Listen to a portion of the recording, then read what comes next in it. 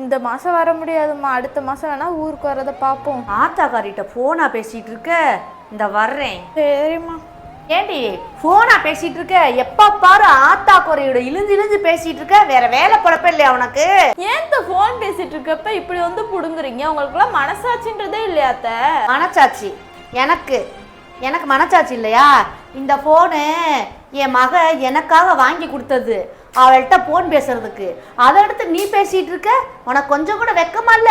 ஏன் இந்த போன் பேசுறதுக்கு நான் வெக்கப்படணும்? ஏன் ஒன்று கேட்குறேன், உங்க போன் எடுத்து எங்க அம்மாவுக்கு தான் போனை போட்டேன், அதுக்கு இவ்வளோ கோவப்படுறீங்க? உங்க மக போனே வாங்கி உங்களுக்கு கொடுத்துருக்காங்க, அதே மாதிரி நான் எங்க அம்மாவுக்கு போன் வாங்கி கொடுத்துருந்தேன்னா நடக்கிறது என்ன?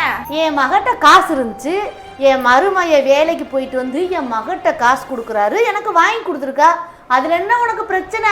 இப்பதான் அத்தை பாயிண்ட்டுக்கே வந்திருக்கீங்க. உங்க மருமையை சம்பாரிச்சு உங்க மகள்கிட்ட கொடுக்க போய் தானே உங்களுக்கு செல்லு வாங்கி கொடுத்துருக்காங்க.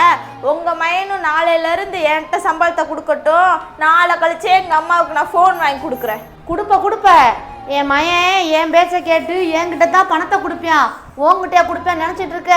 இப்ப இல்ல, எப்பயுமே கனவுல கூட அதை நினைச்சு பாத்துறாத நீயே.